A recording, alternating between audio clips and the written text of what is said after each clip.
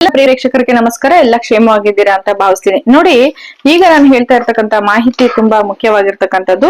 ನೋಡಿ, KEA ಇಂದ, ಕರ್ನಾಟಕ ಪರೀಕ್ಷಾ ಪ್ರಾಧಿಕಾರ, ಕರ್ನಾಟಕ ಎಕ್ಸಾಮಿನೇಷನ್ ಅಥಾರಿಟಿಯಿಂದ ಸುಮಾರು ನೋಡಿ KEA ಇಂದ ನಡೆದ ಪ್ರಶ್ನೆ ಪತ್ರಿಕೆಗಳ ಕೈಪಿಡಿ ಒಟ್ಟು 40 ಪ್ರಶ್ನೆ ಪತ್ರಿಕೆಗಳ ಕೈಪಿಡಿ ಅಂತಕ್ಕಂಥದ್ದು ಇದೆ. ಇದು PSIಗೆ, PC ಗೆ, ಗ್ರೂಪ್ ಸಿ ಇತರೆ ಹುದ್ದೆಗಳಿಗೆ, ಇದು PDF, PDF, ಅದಕ್ಕೆ PDO, ಇದಕ್ಕೆಲ್ಲ ಸಂಬಂಧಪಟ್ಟಂತಹ ಪ್ರಶ್ನೋತ್ತರಗಳು ಇದಾವೆ. FDA, SDA ಹೀಗೆ ಸುಮಾರು 40 ಪ್ರಶ್ನೋತ್ತರಗಳ ಕ್ವಶನ್ ಪೇಪರ್. ನೋಡಿ, ಇಲ್ಲಿ 40 ತೋರಿಸ್ತಿದ್ದೀನಿ ನಿಮಗೆ. 40 ಪ್ರಶ್ನೆ ಪತ್ರಿಕೆಗಳ ಒಂದು ಕೈಪಿಡಿ ಅಂತಕ್ಕಂಥದ್ದು ನನ್ನ ಹತ್ರ ಇದೆ. ಇದರ ಎಲ್ಲ ಪ್ರಶ್ನೋತ್ತರಗಳನ್ನ ನಾನು ನಿಮ್ಗೆ ಹಾಕ್ತಾ ಹೋಗ್ತೀನಿ. ನನ್ನ ಚಾನೆಲ್ ಅನ್ನ ದಯವಿಟ್ಟು ಯಾರ್ಯಾರು ಸಬ್ಸ್ಕ್ರೈಬ್ ಆಗಿಲ್ಲ ಸಬ್ಸ್ಕ್ರೈಬ್ ಆಗಿ ವಿಷಯವನ್ನ ತಿಳ್ಕೊಳ್ಳಿ. ನಿಮ್ಗೆ ಜಾಸ್ತಿ ಸಮಯ ಅಂತಕ್ಕಂಥದ್ದು ಇಲ್ಲ. ಹಾಗಾಗಿ ನೋಡಿ, ನಾನು ಈ ಹಿಂದೆ ಕೂಡ ವಿಡಿಯೋ ಮಾಡಿ ಹಾಕಿದ್ದೀನಿ. ಯಾವ್ಯಾವ ಉದ್ಯೋಗಗಳಿಗೆ ಕರೆದಿದ್ದಾರೆ, ಯಾವಾಗ ಕೊನೆಯ ದಿನಾಂಕ ಅರ್ಜಿ ಸಲ್ಲಿಸೋದಿಕ್ಕೆ, ಮತ್ತೆ ಓದೋದಿಕ್ಕೆ ನಿಮ್ಮ ಹತ್ರ ಹೆಚ್ಚು ಸಮಯ ಇಲ್ಲ. ಕೇವಲ 3 ತಿಂಗಳಲ್ಲಿ ಎಲ್ಲಾ ಆಯ್ಕೆ ಪ್ರಕ್ರಿಯೆಯನ್ನ, ಸರ್ಕಾರಿ ಹುದ್ದೆ ಏನ್ ಕರೀತಾ ಇದಾರೆ ಅದನ್ನೆಲ್ಲ ಮುಗಿಸ್ಬಿಡ್ತಾರೆ ಅಂತ ಹೇಳಿ ನಾನು ನಿಮ್ಗೆ ಹೇಳಿದ್ದೀನಿ. ಹಾಗಾಗಿ ಈಗ ಡೈರೆಕ್ಟ್ ವಿಷಯಕ್ಕೆ ಹೋಗೋಣ ಬನ್ನಿ. ಇದು ಗ್ರೂಪ್ ಎ ಮತ್ತು group B non HK examination ಅಂದ್ರೆ ಅಸಿಸ್ಟೆಂಟ್ ಮ್ಯಾನೇಜರ್ ಗ್ರೂಪ್ ಎ ಮತ್ತು ಗ್ರೂಪ್ ಬಿ ಗೆ ಬಂದಿರತಕ್ಕಂತಹ ಒಂದು ಪ್ರಶ್ನೋತ್ತರಗಳನ್ನ ನಾನು ನಿಮ್ಗೆ ಇವಾಗ ಹೇಳ್ತಾ ಇದ್ದೀನಿ. ಇದು ಎಲ್ಲಾರು ಕೂಡ ತಿಳ್ಕೊಬಹುದು. ಇದನ್ನ ಎಲ್ಲಾ ಎಕ್ಸಾಮಿನೇಷನ್ಗೂ ಈ ಪ್ರಶ್ನೋತ್ತರಗಳು ಬರ್ಬಹುದು, ಜನರಲ್ ಆಗಿದೆ. ನೋಡಿ, ಮೊದಲನೇ ಪ್ರಶ್ನೆ, ಬಸವಪ್ಪ ಶಾಸ್ತ್ರಿಗಳು ರಚಿಸಿದ ಕೃತಿಗಳನ್ನ ತಿಳಿಸಿ ಅಂತ ಹೇಳಿದ್ದಾರೆ. ಅದರಲ್ಲಿ ಮೊದಲನೇದು ದಮಯಂತಿ ಚರಿತ್ರೆ ಮತ್ತು ಸಾವಿತ್ರಿ ಚರಿತ್ರೆ ಅಂತಕ್ಕಂಥದ್ದು ಅವರು ರಚಿಸಿರ್ತಕ್ಕಂಥದ್ದು. ಇನ್ನ ಎರಡನೆಯದು ಏನಪ್ಪಾ ಅಂತಂದ್ರೆ, ನೋಡಿ, ಹೊಂದಿಸಿ ಬರೆಯಿರಿ. ಕರ್ತೃ ಕೊಟ್ಟಿದ್ದಾರೆ ಮತ್ತೆ ಕಾದಂಬರಿ ಕೊಟ್ಟಿದ್ದಾರೆ. ಯಾರ್ಯಾರು ಕರ್ತೃ, ಯಾರ್ಯಾರು ಕಾದಂಬರಿ ಅಂತ ಹೇಳ್ಬಿಟ್ಟು. ಗುಲ್ವಾಡಿ ವೆಂಕಟರಾಯರು ರಚಿಸಿರ್ತಕ್ಕಂಥದ್ದು ಇಂದಿರಾಬಾಯಿ ಮತ್ತು ವಾಸುದೇವಾಚಾರ್ಯರು ರಚಿಸಿರ್ತಕ್ಕಂತಹ ಕಾದಂಬರಿ ಯದು ಮಹಾರಾಜ. MS ಪುಟ್ಟಣ್ಣ ರಚಿಸಿರ್ತಕ್ಕಂತಹ ಕಾದಂಬರಿ ಮಾಡಿದ್ದನು ಮಹಾರಾಯ. ಬೋಳಾರ ಬಾಬು ರಚಿಸಿರ್ತಕ್ಕಂಥದ್ದು ವಾಗ್ದೇವಿ ಅಂತಕ್ಕಂಥ ಒಂದು ಕಾದಂಬರಿ. ನಾನು ಸ್ವಲ್ಪ ಸ್ಪೀಡ್ ಆಗಿ ಹೇಳ್ತಾ ಹೋಗ್ತೀನಿ. ನೀವು ವಿಡಿಯೋವನ್ನ ನೀವು ಓಡಾಡ್ತಾ ಕೆಲಸ ಮಾಡ್ತಾ ಅದನ್ನ ಆನ್ ಮಾಡಿ ಇಟ್ಕೊಂಡು ಕೇಳಿಸ್ಕೋಬಹುದು. ತುಂಬಾ ಸ್ಲೋ ಆದ್ರೆ ನಿಮ್ಗೂ ಕೇಳಕ್ಕೂ ನಿದ್ದೆ ಬಂದಂಗಾಗುತ್ತೆ. ಹಾಗಾಗಿ ನಾನು ಸ್ವಲ್ಪ ಸ್ಪೀಡ್ ಆಗಿ ಹೇಳ್ತಾ ಇದ್ದೀನಿ. ರಿಪೀಟ್ ನೀವು ಕೇಳಿಸ್ಕೋಬಹುದು. ನಿಮ್ ಸಮಯ ವ್ಯರ್ಥ ಆಗ್ಬಾರ್ದು ಅನ್ನೋದು ನನ್ನ ಉದ್ದೇಶ. ನೋಡಿ, ಸಂವಿಧಾನದ 97ನೇ ತಿದ್ದುಪಡಿ ಯಾವ ವಿಷಯಕ್ಕೆ ಸಂಬಂಧಪಟ್ಟಿದೆ ಅಂತ ಪ್ರಶ್ನೆ ಕೇಳಿದರೆ, ಮೂರನೆಯ ಪ್ರಶ್ನೆ ಸಹಕಾರಿ ಸಂಘಗಳಿಗೆ ಸಂಬಂಧಪಟ್ಟಿದೆ ಅಂತ ಅದರ ಉತ್ತರ. ಸಂವಿಧಾನದ 97ನೇ ತಿದ್ದುಪಡಿ ಸಹಕಾರಿ ಸಂಘಗಳಿಗೆ ಸಂಬಂಧಪಟ್ಟಿದೆ ಅಂತ ಹೇಳಿ ಅಂತಕ್ಕಂಥದ್ದು ಉತ್ತರ. ನೋಡಿ, ಇನ್ನ JS ನಿರ್ಣಯ್ ಮೊಬೈಲ್ ಅಪ್ಲಿಕೇಶನ್ಗೆ ಸಂಬಂಧಿಸಿದ ಹೇಳಿಕೆಯನ್ನ ಪರಿಗಣಿಸಿ ಮತ್ತು ಸೂಕ್ತ 3 ಸಂಕೇತಗಳೊಂದಿಗೆ ಸರಿಯಾದ ಉತ್ತರವನ್ನ ಹೇಳಿ ಅಂತ ಅವರು ಆಯ್ಕೆ ಮಾಡಿ ಅಂತ ಕೊಟ್ಟಿದ್ದಾರೆ. ಇಲ್ಲಿ 4 ಆಯ್ಕೆಗಳನ್ನು ಕೊಟ್ಟಿದ್ದಾರೆ. 4 ಕೂಡ ಸರಿಯಾದ ಉತ್ತರ. ನೋಡಿ, JS ನಿರ್ಣಯ್ ಅಂತಕ್ಕಂತಹ ಮೊಬೈಲ್ ಅಪ್ಲಿಕೇಶನ್, ಈ ಅಪ್ಲಿಕೇಶನ್ ಅನ್ನ ಪಂಚಾಯತ್ ರಾಜ್ ಸಚಿವಾಲಯ ಬಿಡುಗಡೆಗೊಳಿಸಿತ್ತು. ಗ್ರಾಮ ಸಭೆಗಳಲ್ಲಿ ಚರ್ಚಿತವಾಗುವ ಮಹತ್ವವುಳ್ಳ ಮಾಹಿತಿ ಸುಲಭವಾಗಿ ದೊರೆಯುವಂತೆ ಮಾಡುವುದು ಈ ಅಪ್ಲಿಕೇಶನ್ ಉದ್ದೇಶ. ಮಾಹಿತಿ ಕಾರ್ಯಕಲಾಪಗಳಲ್ಲಿ ಪಾರದರ್ಶಕತೆ ಮತ್ತು ದಕ್ಷತೆ ಹೆಚ್ಚಿಸುವುದು ಈ ಅಪ್ಲಿಕೇಶನ್ ಉದ್ದೇಶ. ಗ್ರಾಮೀಣ ಸಮುದಾಯಗಳನ್ನು ಸಬಲೀಕರಣಗೊಳಿಸುವ ಗುರಿಯನ್ನ ಇದು ಹೊಂದಿದೆ ಅಂತಕ್ಕಂಥದ್ದು ಸರಿಯಾದ ಉತ್ತರ. ಇನ್ನು ಮುಂದಿನ ಪ್ರಶ್ನೆ ನೋಡಿ, ಪಟ್ಟಿ 1 ಇಂದ ಪಟ್ಟಿ 2 ಹೊಂದಿಸಿ ಬರೆಯಿರಿ ಅಂತ ಕೊಟ್ಟಿದ್ದಾರೆ. ಏನು? ಅನ್ನೋವಾ ಅಗ್ರಿ ಬಯೋಟೆಕ್ ಪಾರ್ಕ್ ಲಿಮಿಟೆಡ್ ಇದು ಎಲ್ಲಿದೆ ಅಂತಕ್ಕಂಥದ್ದು, ಇದು ಕೋಲಾರದಲ್ಲಿದೆ. ಇನ್ನ ಗ್ರೀನ್ ಫುಡ್ ಪಾರ್ಕ್ ಎಲ್ಲಿದೆ ಅಂದ್ರೆ ಬಾಗಲಕೋಟೆಯಲ್ಲಿದೆ. ಅಕ್ಷಯ್ ಫುಡ್ ಪಾರ್ಕ್ ಲಿಮಿಟೆಡ್ ಎಲ್ಲಿದೆ ಅಂತಂದ್ರೆ ಚಿತ್ರದುರ್ಗದಲ್ಲಿದೆ. ಆಗ್ರೋ ಫುಡ್ ಪಾರ್ಕ್ ಲಿಮಿಟೆಡ್ ಎಲ್ಲಿದೆ ಅಂದ್ರೆ ಕಲಬುರ್ಗಿಯಲ್ಲಿದೆ. ನೋಡಿ, ತುಂಬಾ ಇಂಪಾರ್ಟೆಂಟ್ ಮಾಹಿತಿಗಳು.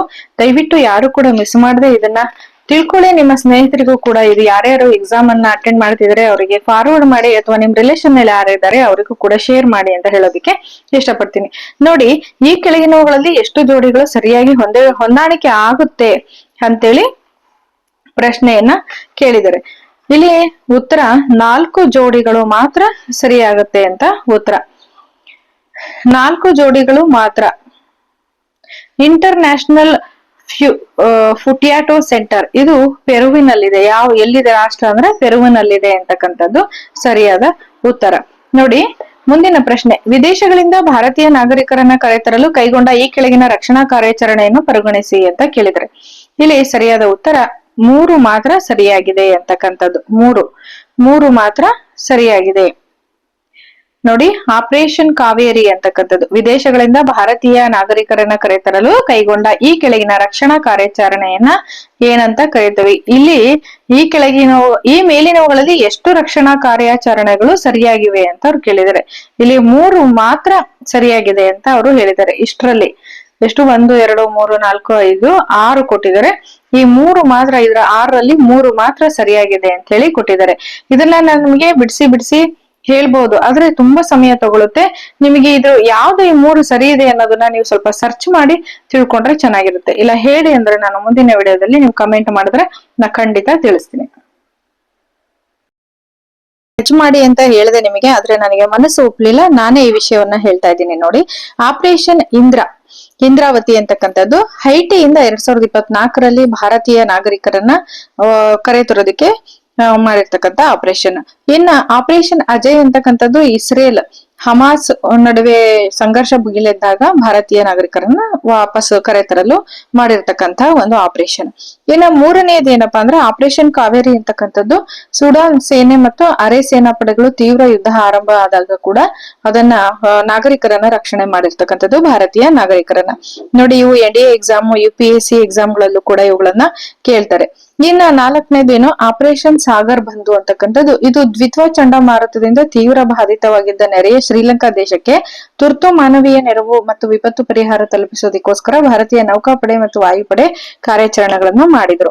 ಇನ್ನ ಇದು 5ನೇದೇನು ಆಪರೇಷನ್ ಬ್ರಹ್ಮ ಅಂತಕ್ಕಂಥದ್ದು ಕೂಡ ವಿಪತ್ತಿನಲ್ಲಿದ್ದಾಗ ಭಾರತೀಯರನ್ನ ವಿದೇಶದಿಂದ ಕರೆತರೋದಕ್ಕೆ ಮಾಡಿರ್ತಕ್ಕಂಥ ಒಂದು ಆಪರೇಷನ್. ಇದಿಷ್ಟು ಇದರ ಒಂದು ವಿಚಾರ. ಇನ್ನ ಮುಂದಿನ ಪ್ರಶ್ನೆಗೆ ಹೋದ್ರೆ, ಭಾರತದ ರಾಷ್ಟ್ರೀಯ ಹಾಡಿಗೆ ನ್ಯಾಷನಲ್ ಸಾಂಗ್ ಸಂಬಂಧಿಸಿದಂತೆ ಈ ಮುಂದಿನ ಹೇಳಿಕೆಗಳನ್ನ ಪರಿಗಣಿಸಿ ಅಂತ ಕೊಟ್ಟಿದ್ದಾರೆ. ನಾನು ಸರಿಯಾದ ಉತ್ತರವನ್ನ ಮಾತ್ರ ಹೇಳ್ತೀನಿ, ಅದು ಮಾತ್ರ ನಿಮಗೆ ನೆನಪಿರ್ಲಿ ಅನ್ನೋ ಕಾರಣಕ್ಕೆ. ಭಾರತದ ರಾಷ್ಟ್ರೀಯ ಹಾಡಿಗೆ ನ್ಯಾಷನಲ್ ಸಾಂಗ್ ಸಂಬಂಧಿಸಿದಂತೆ ಈ ಮುಂದಿನ ಹೇಳಿಕೆಗಳನ್ನ ಪರಿಗಣಿಸಿ ಪ್ರಶ್ನೆ. ಇದನ್ನ ಬಂಕಿಮಚಂದ್ರ ಚಟರ್ಜಿ ಅವರು ರಚಿಸಿದ್ದಾರೆ. ಇದನ್ನ ಮೊಟ್ಟ ಮೊದಲ ಬಾರಿಗೆ 1896ರಲ್ಲಿ ಭಾರತೀಯ ರಾಷ್ಟ್ರೀಯ ಕಾಂಗ್ರೆಸ್ ಅಧಿವೇಶನದಲ್ಲಿ ರವೀಂದ್ರನಾಥ್ ಟ್ಯಾಗೂರ್ ಅವರು ಹಾಡಿದರು. ಆದ್ರೆ ಇವೆರಡು ಹೇಳಿಕೆಗಳು ತಪ್ಪಾಗಿದೆ. ಅದನ್ನ ಹೇಳ್ಬೇಕು ಅಂದ್ರೆ ನೋಡಿ, ರಾಷ್ಟ್ರೀಯ ಹಾಡಿನ ನ್ಯಾಷನಲ್ ಸಾಂಗ್ ಅಧಿಕೃತ ಸಂಯೋಜನೆಯನ್ನ ನಾಗರಿಕ ಸಭೆ ಸಮಾರಂಭಗಳಲ್ಲಿ ಹಾಡಲಾಗುವುದಿಲ್ಲ ಅಂತ ಕೊಟ್ಟಿದ್ದಾರೆ, ಅದು ತಪ್ಪು. ನಿಮ್ಗೆ ಮುಂದಿನ ಪ್ರಶ್ನೆಗೆ ಹೋಗೋಣ. ಕೆಳಗಿನ ಅಂದ್ರೆ ನಿಮ್ಮ ಹೆಚ್ಚು ಸಮಯವನ್ನ ವೇಸ್ಟ್ ಮಾಡೋದಕ್ಕೆ ನನಗೆ ಇಷ್ಟ ಇಲ್ಲ, ಹಾಗಾಗಿ ಸರಿಯಾದ ಉತ್ತರವನ್ನ ಮಾತ್ರ ನಾನು ನಿಮಗೆ ಇಲ್ಲಿ ಹೇಳ್ತಾ ಹೋಗ್ತೀನಿ. ಈ ಕೆಳಗಿನ ಅಂತಾರಾಷ್ಟ್ರೀಯ ಸಂಸ್ಥೆಗಳು ಕೇಂದ್ರಗಳನ್ನು ಪರಿಗಣಿಸಿ ಅಂತ ಕೊಟ್ಟಿದ್ದಾರೆ. ಇದ್ರ ಮೇಲಿನವುಗಳಲ್ಲಿ ಎಷ್ಟು ಭಾರತದಲ್ಲಿದಾವೆ, ಈ ಮೇಲಿನವುಗಳಲ್ಲಿ ಎಷ್ಟು ಭಾರತದಲ್ಲಿ ಇದೆ ಅಂತ ಕೊಟ್ಟಿದ್ದಾರೆ. ಅಲ್ಲಿ ಒಂದು ಮಾತ್ರ ಭಾರತದಲ್ಲಿ ಇರ್ತಕ್ಕಂಥದ್ದು international crops research institute for the semi arid tropics ಅಂತ ICRISAT. ಇದು ನಮ್ಮ ಎಲ್ಲಿದೆ, ಭಾರತದಲ್ಲಿ ಇದೆ ಅಂತಕ್ಕಂಥದ್ದು. ಭಾರತದಲ್ಲಿ ಅದು ಒಂದೇ ಇರ್ತಕ್ಕಂಥದ್ದು ಅವ್ರು ಕೊಟ್ಟಿರೋ ಆಪ್ಷನ್ ಅಲ್ಲಿ.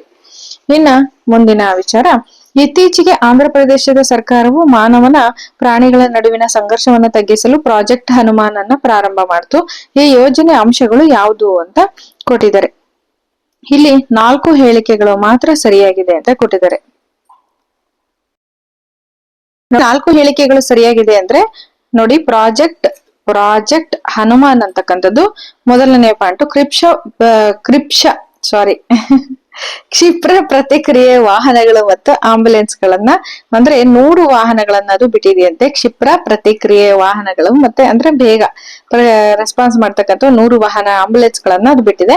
ಮತ್ತೆ ವನ್ಯಜೀವಿ ಸಂರಕ್ಷಣೆ ಮತ್ತು ಚಿಕಿತ್ಸಾ ಕೇಂದ್ರಗಳನ್ನ ಅದು ತೆರೆದಿದೆ. ಎಲ್ಲೆಲ್ಲಿ ಅಂತಂದ್ರೆ ವಿಶಾಖಪಟ್ಟಣಂ, ರಾಜಮಹೇಂದ್ರವರಂ ಮತ್ತು ತಿರುಪತಿ, ಬೈರ್ಲೂಟಿ, ಇಲ್ಲಿ ಕೇಂದ್ರಗಳನ್ನ ಓಪನ್ ಮಾಡಿದೆ. ಇದು ಹೇಳಿಕೆ ತಪ್ಪು. ವನ್ಯಜೀವಿಗಳು ಚಲನವಲನವನ್ನ ನಿಗಾ ವಹಿಸಲು ಕೃತಕ ಬುದ್ಧಿಮತ್ತೆ AI ಆಧಾರಿತ ಮೇಲ್ವಿಚಾರಣಾ ವ್ಯವಸ್ಥೆಯನ್ನು ಕೂಡ ಅದು ಹೊಂದಿದೆ. ಇನ್ನು ಕಾಲಮಿತಿಯಲ್ಲಿ ಪರಿಹಾರ ಪಾವತಿಯನ್ನು ಕೂಡ ಅದು ಮಾಡುತ್ತೆ. ಈ ಒಂದು ಪ್ರಾಜೆಕ್ಟ್ ಹನುಮಾನ್ ಅಂತಕ್ಕಂಥದ್ದು ಹನುಮಾನ್ ಡಿಜಿಟಲ್ ಆಪ್ ಕೂಡ ಇದೆ. ಇದಿಷ್ಟು ಸರಿಯಾದ ಉತ್ತರ. ಇನ್ನು ತಪ್ಪಾಗಿ ಜೋಡಿಯಾಗಿರುವ ಅಧಿಕೃತ ಲಾಂಛನ ಮಾಸ್ಕ್ ಗಳನ್ನ ಗುರುತಿಸಿ ಅಂತ ಕೊಟ್ಟಿದ್ದಾರೆ. ಇಲ್ಲಿ ತಪ್ಪಾಗಿ ಜೋಡಿಯಾಗಿರೋದು ಯಾವುದು ಅಂದ್ರೆ ಪ್ರಕಾಶ ಮತ್ತು ಪೂರ್ವಿ ಅಂತಕ್ಕಂಥದ್ದು. ನೋಡಿ, ನಾವು ಸರಿಯಾದ ಜೋಡಿ ಬಗ್ಗೆ ತಿಳ್ಕೊಳ್ಳೋಣ. ಇಲ್ಲಿ ತಪ್ಪಾಗಿರೋದು ಬೇಡ. ಪ್ರಗತಿ ಭಾರತ ಜನಗಣತಿ 2027ರ ಮಹಿಳಾ ಗಣತಿದಾರರನ್ನ ಪ್ರತಿನಿಧಿಸುವ ಅಧಿಕೃತ ಲಾಂಛನ ಇದು. ಇನ್ನ ಮೌಲಿ ಅಂತಕ್ಕಂಥದ್ದು ಗೋವಾದಲ್ಲಿ ನಡೆದ ರಾಷ್ಟ್ರೀಯ ಕ್ರೀಡಾಕೂಟ 2025ರ ಲಾಂಛನ. ಇದು ಸರಿಯಾದ ಉತ್ತರ. ಇವೆರಡು ತಪ್ಪು. 2025ರ ಪ್ರತಿಷ್ಠಿತ ಬುಕರ್ ಪ್ರಶಸ್ತಿಗಳಿಗೆ ಸಂಬಂಧಿಸಿದಂತೆ ಈ ಕೆಳಗಿನ ಯಾವ ಹೇಳಿಕೆಗಳು ಸರಿಯಾಗಿದೆ ಅಂತ ಅವ್ರು ಕೇಳಿದ್ದಾರೆ. ಮೊದಲನೆಯದು, ಹಂಗೇರಿಯನ್ ಬ್ರಿಟಿಷ್ ಕಾದಂಬರಿಕಾರ ಡೇವಿಡ್ ಸ್ವೆಲೇರ್ ಅವರು ತಮ್ಮ ಕಾದಂಬರಿಗೆ ಕಾದಂಬರಿಗೆ 2025ರ ಬುಕರ್ ಪ್ರಶಸ್ತಿಯನ್ನ ಪಡೆದಿದ್ದಾರೆ, ಇದು ಸರಿ. ಇನ್ನ ಎರಡನೇದು ಭಾರತೀಯ ಲೇಖಕಿ ಕಿರಣ್ ದೇಸಾಯಿ ಅವರ the loneliness of Sonia and Sunny ಕೃತಿಯನ್ನ ಅಂತಿಮ ಸುತ್ತಿಗೆ ಶಾರ್ಟ್ ಲಿಸ್ಟ್ ಆಗಿ ಆಯ್ಕೆ ಮಾಡಿದ್ರು, ಶಾರ್ಟ್ ಲಿಸ್ಟ್ ಆಗಿ ಮಾಡಲಾಗಿತ್ತು ಅಂತಕ್ಕಂಥದ್ದು ಸರಿಯಾದ ಉತ್ತರ. ಇನ್ನ 13ನೇ ಪ್ರಶ್ನೆ, ಪ್ರಾಜೆಕ್ಟ್ ಕುಶ ಭಾರತದ ರಕ್ಷಣಾ ಸಂಶೋಧನೆ ಮತ್ತು ಅಭಿವೃದ್ಧಿ ಸಂಸ್ಥೆಯಡಿ ಭಾರತದ ವಾಯುಸೇನೆ ಮತ್ತು ನೌಕಾಸೇನೆಗಾಗಿ ಕೈಗೆತ್ತಿಕೊಂಡ ಕಾರ್ಯಕ್ರಮವಾಗಿದೆ. ಪ್ರಾಜೆಕ್ಟ್ ಕುಶ ಇದರ ಮೂಲ ಗುರಿಯು ಮೊಬೈಲ್ ಲಾಂಗ್ ರೇಂಜ್ ನ ಕ್ಷಿಪಣಿ ವ್ಯವಸ್ಥೆಯನ್ನ ಹೊಂದಿರುವುದಾಗಿದೆ ಅಂತ ಕೊಟ್ಟಿದ್ದಾರೆ. ನೋಡಿ, ಸರಿಯಾದ ಉತ್ತರ ಸರ್ಫೇಸ್ ಟು ಏರ್ ಅಂತಕ್ಕಂಥದ್ದು ಸರಿಯಾದ ಉತ್ತರ. ಸರ್ಫೇಸ್ ಟು ಏರ್ ಪ್ರಾಜೆಕ್ಟ್ ಕುಶ ಮೂಲದ ಗುರಿಯು ಮೊಬೈಲ್ ಲಾಂಗ್ ರೇಂಜ್ ನ ಕ್ಷಿಪಣಿ ವ್ಯವಸ್ಥೆಯನ್ನ ಹೊಂದುವುದಾಗಿದೆ ಅಂತ ಕೊಟ್ಟಿದ್ದಾರೆ, ಅಂದ್ರೆ ಸರ್ಫೇಸ್ ಟು ಏರ್ ಅಂತಕ್ಕಂಥದ್ದು. ಮುಂದಿನ ಪ್ರಶ್ನೆ, ಏಪ್ರಿಲ್ 2026ರಲ್ಲಿ ಬಾಂಗ್ಲಾದೇಶಕ್ಕೆ ಭಾರತದ ಹೈ ಕಮಿಷನರ್ ಆಗಿ ನೇಮಕಗೊಂಡವರು ಯಾರು ಅಂತ ಕೇಳಿದ್ದಾರೆ. ಏನು ನೇಮಕಗೊಂಡವರು ಯಾರು ಅಂದ್ರೆ ದಿನೇಶ್ ತ್ರಿವೇದಿ ಅವರು. ಇನ್ನ ಹೊಂದಿಸಿ ಬರೆಯಿರಿ. ಇಲ್ಲಿ ರಾಷ್ಟ್ರ ಕೊಟ್ಟಿದ್ದಾರೆ, ರಾಷ್ಟ್ರಾಧ್ಯಕ್ಷರನ್ನ ಕೊಟ್ಟಿದ್ದಾರೆ. ಜರ್ಮನಿ ಫ್ರಾಂಕ್ ವಾಲ್ಟರ್ ಸ್ಪೇನ್ ಮೈರ್ ಅಂತ, ಬ್ರೆಜಿಲ್ ಲೂಯಿಸ್ ಇನಾಶಿಯೋ ಲೂಲಾ ಡಿ ಸಿಲ್ವಾ ಅಂತ, ಇನ್ನ ಟರ್ಕಿ ರೆಸಿಪ್ ಟಿಯೆಪ್ ಎರ್ಡೋಗಾನ್ ಅಂತ, ಇನ್ನ ಫ್ರಾನ್ಸ್ ಅಂತಕ್ಕಂಥದ್ದು ಫ್ರಾಂಕ್ ವಾಲ್ಟರ್ ಸ್ಟೈನ್ ಮೈರ್ ಅಂತ. ಇದಿಷ್ಟು ರಾಷ್ಟ್ರ ಮತ್ತು ರಾಷ್ಟ್ರಾಧ್ಯಕ್ಷರ ಒಂದು ಹೆಸರು. ಇನ್ನ ಮುಂದಿನ ಪ್ರಶ್ನೆ ನೋಡೋದಾದ್ರೆ,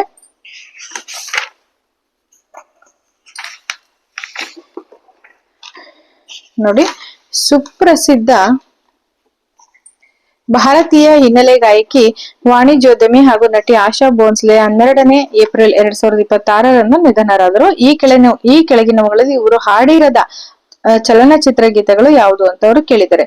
ನೋಡಿ, ಅವ್ರು ಯಾವಾಗ ನಿಧನರಾದ್ರು ಅಂತಾನು ಪ್ರಶ್ನೆ ಬರ್ಬೋದು. 12ನೇ ಏಪ್ರಿಲ್ 2026ರಲ್ಲಿ. ನೋಡಿ, ಅವರು ಯಾರ ಸೀಲೆ ಸೀಲೆ ಅಂತಕ್ಕಂಥ ಲೆಕಿನ್ ಫಿಲ್ಮ್ ಇಂದ ಇದನ್ನ ಹಾಡಿಲ್ಲ ಅವರು. ದಿಲ್ ಚೀಸ್ ಕ್ಯಾ ಹೈ ಇದು ಉಮಾವೋ ಜಾನ್ ಅಂತ ಪಿಕ್ಚರ್ ಎಲ್ಲ ಹಾಡಿದ್ದಾರೆ. ಇಜಾಜತ್ ಪಿಕ್ಚರ್ ಅಲ್ಲಿ ಮೇರಾ ಕುಚ್ ಸಾಮಾನ್ ಅಂತ ಹಾಡಿದ್ದಾರೆ. ಇನ್ನು ಲಗಾನ್ ಪಿಕ್ಚರ್ ಅಲ್ಲಿ ರಾಧಾ ಕೇಸೆ ನಾಜಲೆ ಹಾಡನ್ನ ಹಾಡಿದ್ದಾರೆ. ಯಾರು? ಆಶಾ ಭೋನ್ಸ್ಲೆ ಅವರು. ಇನ್ನು ಮುಂದಿನ ಪ್ರಶ್ನೆ, ತಪ್ಪಾಗಿ ಹೊಂದಿಕೆ ಆಗಿರುವ ಜೋಡಿಗಳನ್ನ ಗುರುತಿಸಿ ಅಂತ ಅವರು ಕೊಟ್ಟಿದ್ದಾರೆ. ಎ, ಸಿ ಮತ್ತು ಡಿ ಇವು ತಪ್ಪಾಗಿ ಹೊಂದಿಕೆ ಆಗಿರ್ತಕ್ಕಂತಹ ಜೋಡಿಗಳು. ನೋಡಿ, ಕರೆಕ್ಟ್ ಆಗಿ ಹೊಂದಿಕೆ ಆಗಿರೋದನ್ನ ನಾವು ನೋಡೋಣ. ಇಲ್ಲಿ ಇನ್ಫೋಸಿಸ್ ಲಿಮಿಟೆಡ್ ಅಂತಕ್ಕಂಥದ್ದು ಸಲೀಲ್ ಪಾರೇಖ್ ಅಂತ ಒಂದು ಜೋಡಿ ಕರೆಕ್ಟ್ ಆಗಿದೆ. ಸಿಇಒ ಯಾರ್ಯಾರು ಅಂತ ಅವರು. ಇದು ನೋಡಿ, ನೀವು ಇದಕ್ಕೆ ಸರಿಯಾಗಿರೋರು ಯಾರು ಅಂತ ನೀವು ತಿಳ್ಕೋಬಹುದು. ಟಾಟಾ ಕನ್ಸಲ್ಟೆನ್ಸಿ ಸರ್ವಿಸಸ್ ಇದಕ್ಕೆ ಸಿಇಒ ಯಾರು? ಇನ್ಫೋಸಿಸ್ ಲಿಮಿಟೆಡ್ ಇದಕ್ಕೆ ಸಿಇಒ ಈಗ ಸಲೀಲ್ ಪಾರೇಖ್, ಇದಕ್ಕೆ ಸರಿಯಾದ ಉತ್ತರ. ವಿಪ್ರೋ ಇದಕ್ಕೆ ಯಾರು ಸಿಇಒ? ಟೆಕ್ ಮಹೀಂದ್ರ ಇದಕ್ಕೆ ಯಾರು ಸಿಇಒ? ಇದನ್ನ ನೀವು ತಿಳ್ಕೋಬಹುದು. ಖೇಲೋ ಇಂಡಿಯಾ ಟ್ರೈಬಲ್ ಗೇಮ್ಸ್ 2026ಕ್ಕೆ ಸಂಬಂಧಿಸಿದಂತೆ ತಪ್ಪಾದ ಹೇಳಿಕೆಗಳನ್ನು ಗುರುತಿಸಿ ಅಂತ ಅವರು ಕೊಟ್ಟಿದ್ದಾರೆ. ಇಲ್ಲಿ ಬಿ ಮತ್ತೆ ಸಿ ಅಂತಕ್ಕಂಥದ್ದು ತಪ್ಪಾದ ಹೇಳಿಕೆ. ನಾವು ಖೇಲೋ ಇಂಡಿಯಾ ಟ್ರೈಬಲ್ ಗೇಮ್ಸ್ 2026ಕ್ಕೆ ಸರಿಯಾಗಿರ್ತಕ್ಕಂತಹ ಒಂದು ಹೇಳಿಕೆಯನ್ನ ನಾವಿಲ್ಲಿ ನೋಡೋಣ. ಏನು ಸರಿಯಾದ ಹೇಳಿಕೆ ಅಂದ್ರೆ, ಕರ್ನಾಟಕ ಈ ಕ್ರೀಡಾಕೂಟದ ಸಮಗ್ರ ಚಾಂಪಿಯನ್ ಆಗಿದೆ ಹಾಗೂ ಮೋರ್ ವೀರ್ ಈ ಕೂಟದ ಅಧಿಕೃತ ಮ್ಯಾಸ್ಕಟ್ ಆಗಿತ್ತು. ಇದು ಸರಿಯಾದ ಉತ್ತರ. ಇನ್ನ ಮುಂದಿನ ಪ್ರಶ್ನೆಗೆ ಹೋದ್ರೆ, ಕರ್ನಾಟಕ ಕ್ರೀಡಾಕೂಟ 2026ಕ್ಕೆ ಸಂಬಂಧಿಸಿದಂತೆ ಈ ಕೆಳಕಂಡ ಯಾವ ಹೇಳಿಕೆಗಳು ತಪ್ಪಾಗಿದೆ ಅಂತ ಅವ್ರು ಕೇಳಿದ್ದಾರೆ. ಕರ್ನಾಟಕ ಕ್ರೀಡಾಕೂಟ 2026ಕ್ಕೆ ಸಂಬಂಧಿಸಿದಂತೆ ಈ ಕೆಳಕಂಡ ಯಾವ ಹೇಳಿಕೆಗಳು ತಪ್ಪಾಗಿದೆ? ತುಮಕೂರು ವಿಶ್ವವಿದ್ಯಾನಿಲಯದ ಮೈದಾನವು ಈ ಕ್ರೀಡಾಕೂಟದ ಪ್ರಧಾನ ಮೈದಾನವಾಗಿತ್ತು ಅಂತಕ್ಕಂಥದ್ದು ತಪ್ಪಾದ ಹೇಳಿಕೆ. ಸರಿಯಾದೇನು ಅಂದ್ರೆ, ಕರ್ನಾಟಕ ಕ್ರೀಡಾಕೂಟ 2026ಕ್ಕೆ ಸಂಬಂಧಿಸಿದಂತೆ ಇದು ತುಮಕೂರಿನಲ್ಲಿ ನಡೆಯಿತು. ಬೆಂಗಳೂರು ನಗರ ಬೃಹತ್ ಮುನ್ನಡೆಯೊಂದಿಗೆ ಪದಕ ಪಟ್ಟಿಯಲ್ಲಿ ಅಗ್ರಸ್ಥಾನವನ್ನ ಗಳಿಸಿತು. ಮೈಸೂರು ರನ್ನರ್ ಅಪ್ ಸ್ಥಾನವನ್ನು ಪಡೆಯಿತು ಅಂತಕ್ಕಂಥದ್ದು ಸರಿಯಾದ ಉತ್ತರ. ನೋಡಿ, PMSVA ನಿಧಿಯನ್ನ ವಿಸ್ತರಿಸಿ ಅಂತ ಕೊಟ್ಟಿದ್ದಾರೆ. ಅಂದ್ರೆ ಪಿ ಅಂದ್ರೆ ಪ್ರೈಮ್, ಎಂ ಅಂದ್ರೆ ಮಿನಿಸ್ಟರಿ, ಎಸ್ ಅಂದ್ರೆ ಸ್ಟ್ರೀಟ್, ವಿ ಅಂದ್ರೆ ವೆಂಡರ್ಸ್, ಎ ಅಂದ್ರೆ ಆತ್ಮನಿರ್ಭರ ನಿಧಿ ಅಂತಕ್ಕಂಥದ್ದು. Prime minister, street vendors, Atmanirbhar Nidhi, PMSVA Nidhi ಅಂದ್ರೆ. ಇನ್ನ ಮುಂದಿನ ಒಂದು ಪ್ರಶ್ನೆ, ಕೊಲಿಜಿಯಂ ಪದ್ಧತಿಯು ಸಂಬಂಧಿಸಿರುವುದು ಯಾವುದಕ್ಕೆ ಅಂತ. ಕೊಲಿಜಿಯಂ ಪದ್ಧತಿ ಅಂತಕ್ಕಂಥದ್ದು ನ್ಯಾಯಾಂಗ ನೇಮಕಾತಿಗೆ ಸಂಬಂಧಿಸಿರ್ತಕ್ಕಂಥದ್ದು ಅಂತ. ಈ ಕೆಳಗಿನ ಹೇಳಿಕೆಗಳನ್ನ ಪರಿಗಣಿಸಿ ಮತ್ತು ಕೊಟ್ಟಿರುವ ಸಂಕೇತಗಳನ್ನ ಉಪಯೋಗಿಸಿಕೊಂಡು ಸರಿಯಾದ ಉತ್ತರವನ್ನ ಆಯ್ಕೆ ಮಾಡಿ ಅಂತ ಇಲ್ಲಿ ಕೊಟ್ಟಿದ್ದಾರೆ.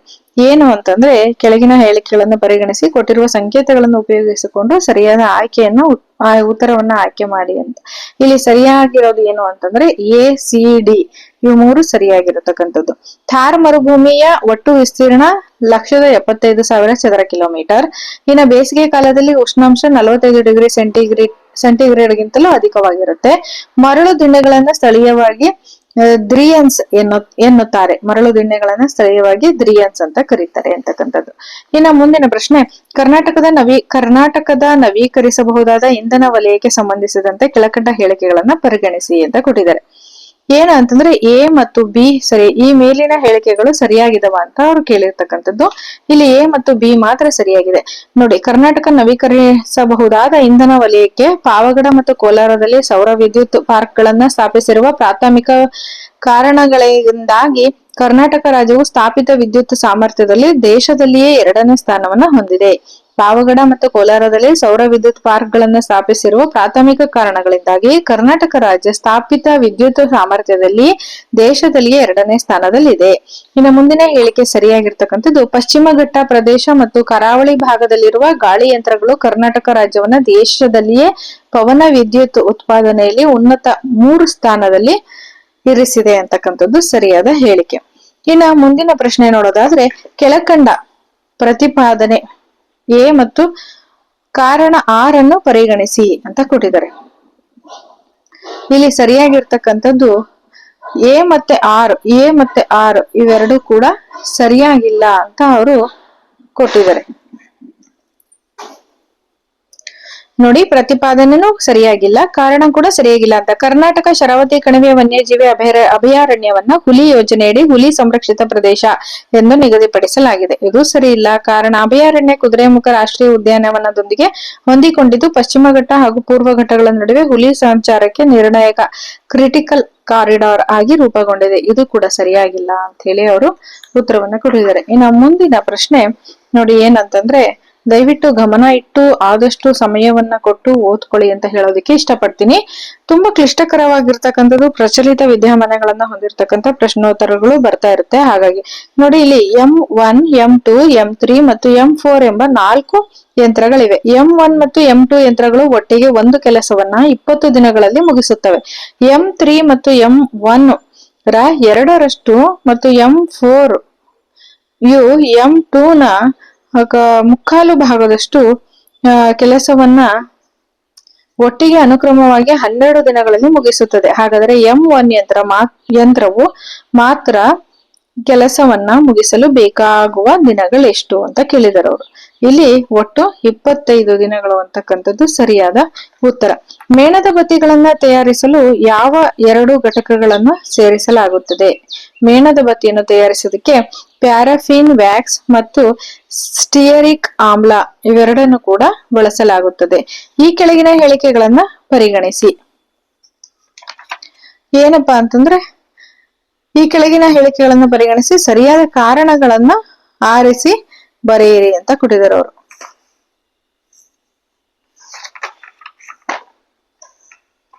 ನೋಡಿ, ಏನು ಅಂದ್ರೆ ಹೇಳಿಕೆಗಳು,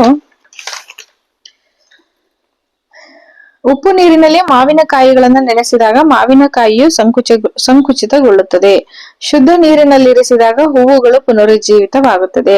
ಲವಣಯುಕ್ತ ನೀರಿನಲ್ಲಿರಿಸಿದಾಗ ರಕ್ತ ಕಣಗಳು ಕುಸಿಯುತ್ತವೆ.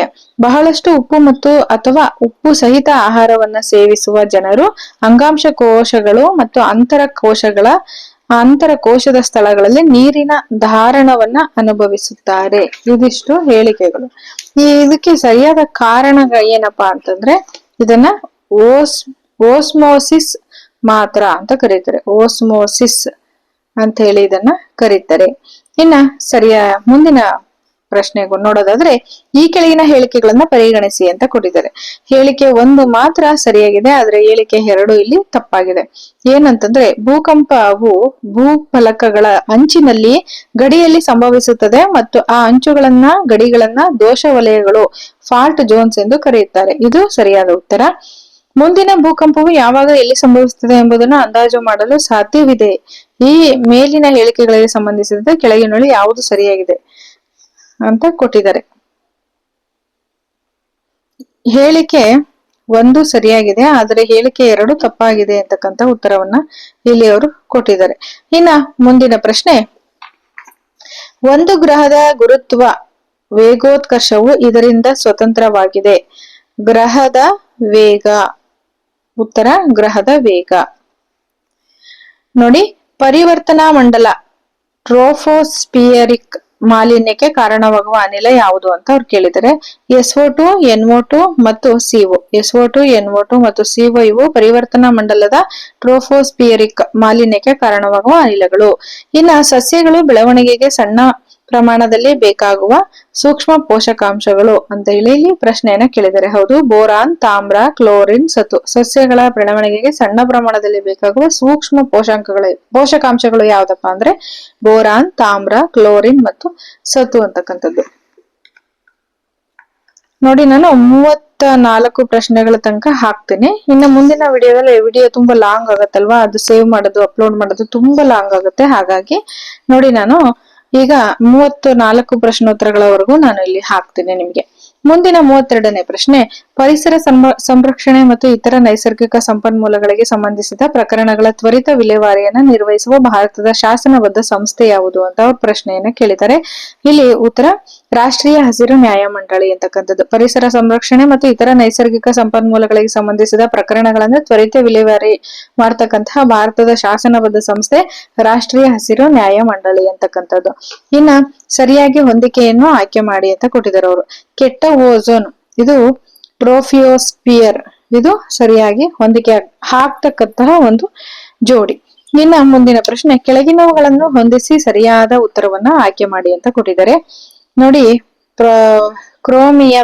ಕ್ರೋಮಿಯಂ ಅಂತಕ್ಕಂಥದ್ದು ಕಾಣಿಸ್ತಾ ಇದೆಯಾ ಅಂತ ಅನ್ಸ್ತೀನಿ, ಅನ್ಕೋತೀನಿ. ಕ್ರೋಮಿಯಂ ಅಂತಕ್ಕಂಥದ್ದು ಚಕ್ರದ ರಿಮ್ಗಳು ಮತ್ತು ಸ್ನಾನಗೃಹದ ನಲ್ಲಿಗಳ ಮೇಲೆ ವಿದ್ಯುಲ್ಲೇಪನವಾಗಿರುತ್ತೆ.